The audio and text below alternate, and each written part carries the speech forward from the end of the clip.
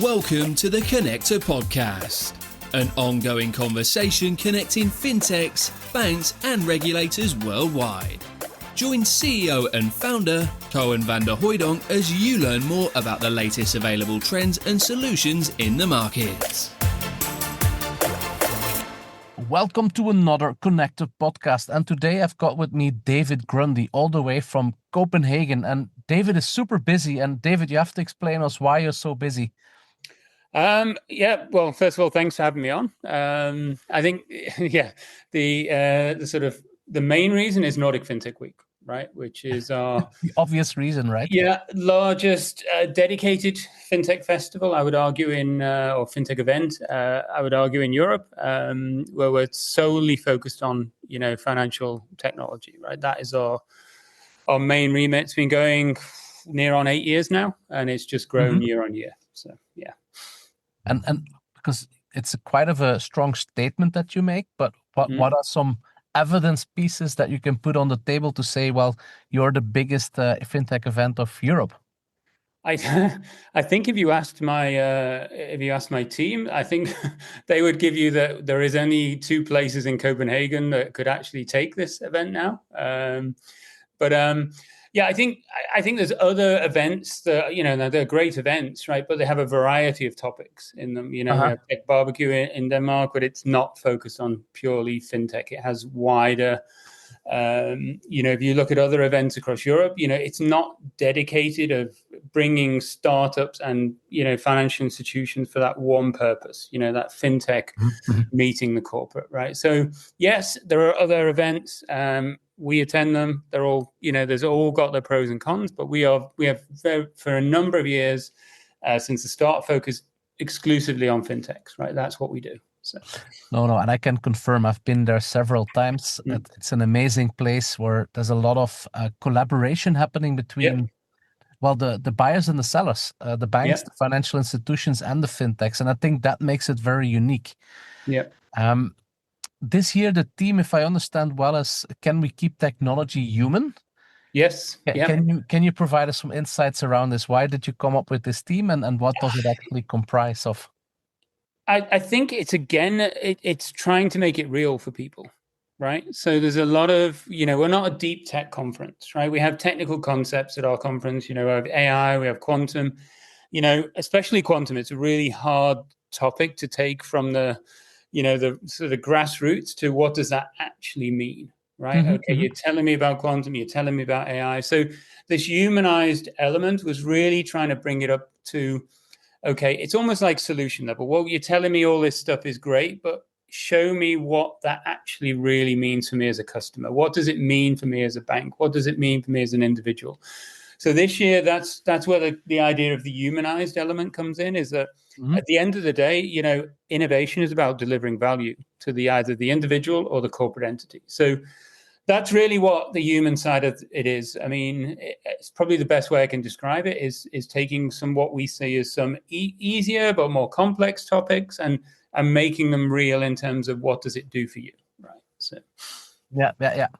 And does that also reflect then in the top sort of keynote speakers that you have invited to the event? Yeah. I mean, we spend. I mean, funny actually. I've just come from a program related meeting. We spend a lot of time. Probably the most time actually putting the program together, right? Sort of making sure we have the right speakers, the right message. I think, we're very careful about who talks at the event. I think you probably realize this yourself. When your event is successful, there's lots of people who want to talk at your event, right? But it's about making sure it's the right person, the right message is coming across. And it's in line with what you sold, right? I mean, if you're talking about an AI track, you want to make sure you're focusing on AI, but you want to bring it to a level that people understand and actually they can see how this could be delivered, right? So there's a lot of focus on that, and we make sure we bring the right speakers in to do that, setup. So no AI voice speakers this time around. Well, we have some. You may have seen it. We have some. We have our CEO doing a few sort of viral videos on AI and things where he's sort of interacting with the AI, and it's kind of interesting. But this is where the humanized stuff comes in, right? It's kind of like making it real. So Yeah. there may be a few surprises. There is always a few surprises that we throw in. So you never know. Well, talking a bit about the human again, and I don't come from the Nordic part of Europe. I'm from Belgium, the Benelux. Okay. So we see you guys as being putting very high on the value ladder human contact and sort of collaboration and trust. Yeah. So how is that actually then translated into the event?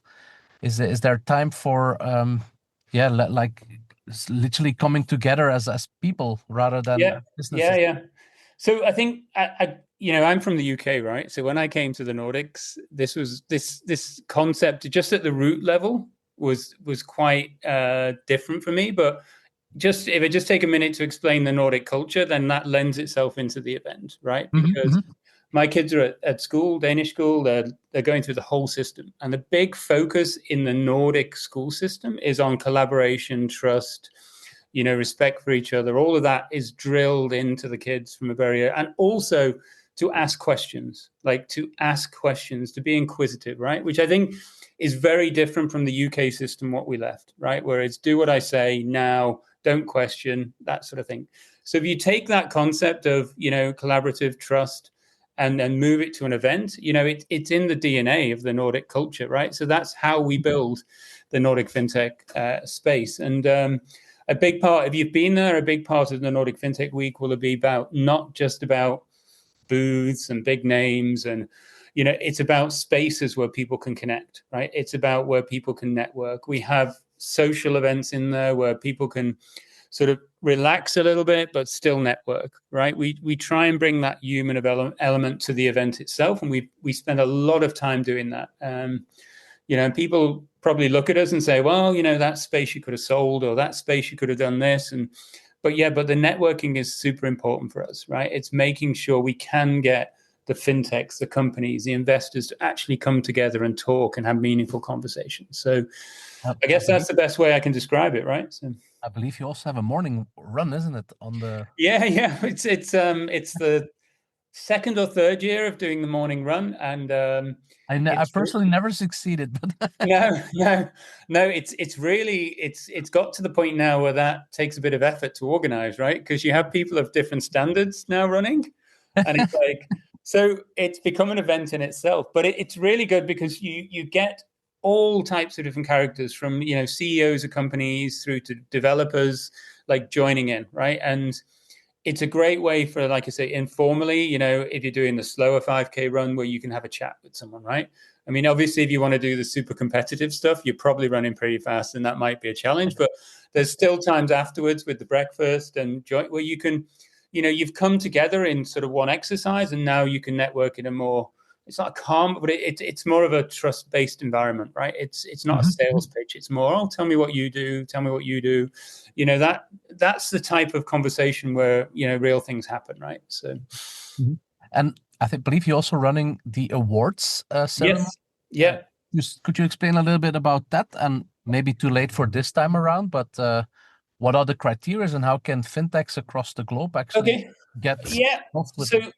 So the awards has been running for a number of years, right? There's different focus points we've had over the years, but the main criteria is that we're looking for startups that are doing interesting stuff but have traction, right? So obviously we have the different themes every year. We could have we've had things like best European startup, we've had more Danish focus, we've had AI specific, we've had digital asset specific.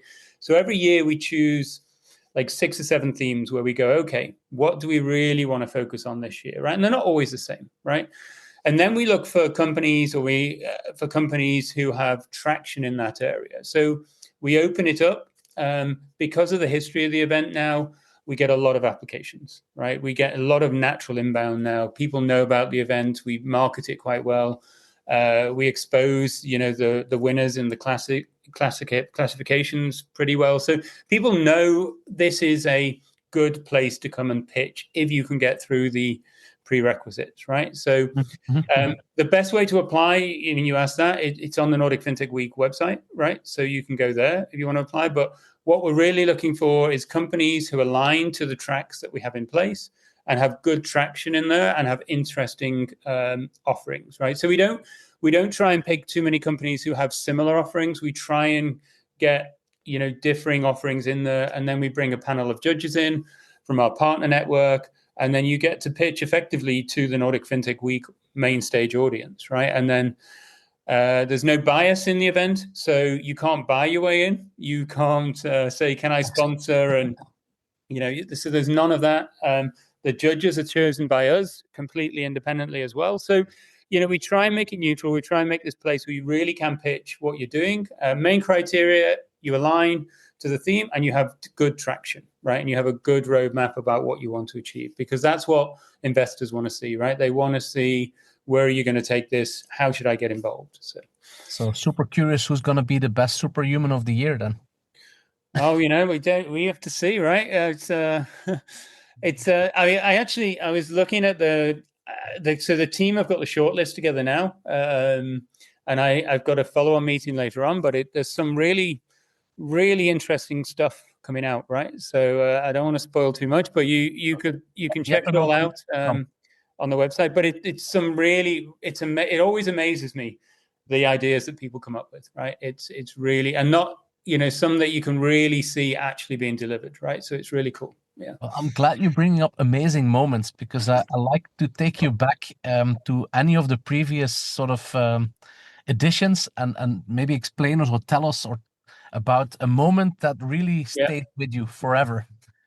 So I think that actually it's funny, because I attended Nordic Fintech Week before I was even involved in Copenhagen Fintech, right? Before I took up the COO role in Copenhagen Fintech, I actually went to Nordic Fintech Week. I think I went to 3 events. So when I say that I've seen it grown, I literally have seen it grown, right? I've been in Denmark, 8 years now. I think I've been to 3 or 4 Nordic Fintech Weeks before I joined, right? So I saw it from that side of just turning up and, oh, isn't this amazing? And, oh, look, it's bigger this year. And look, we're doing this, or they're doing this year. The most amazing thing for me when I came into the organization is understanding what's involved in putting an event like that together, right?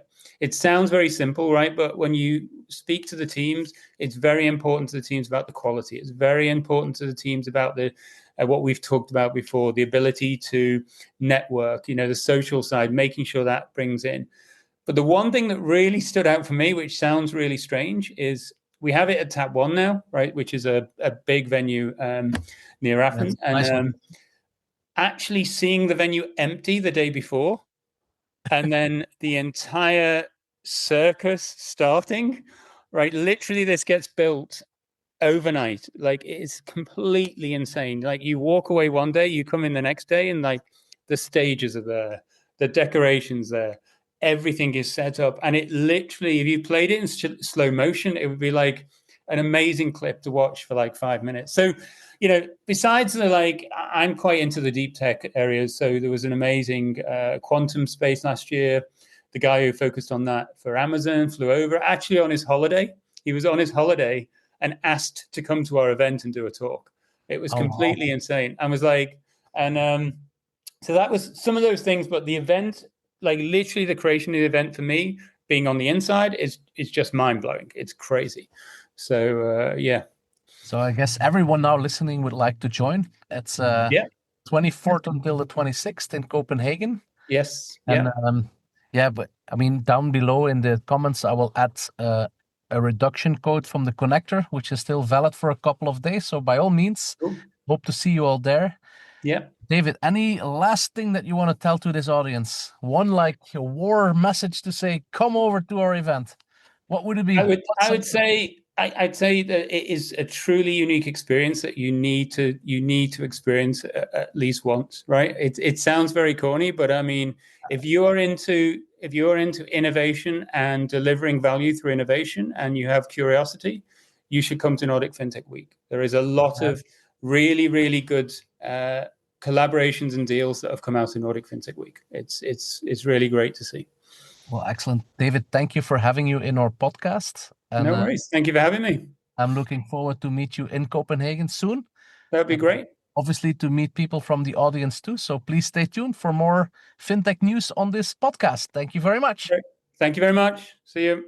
Bye-bye. Thanks for listening to another episode of the Connector Podcast. To connect and keep up to date with all the latest, head over to www.jointheconnector.com or hit subscribe via your podcast streaming platform.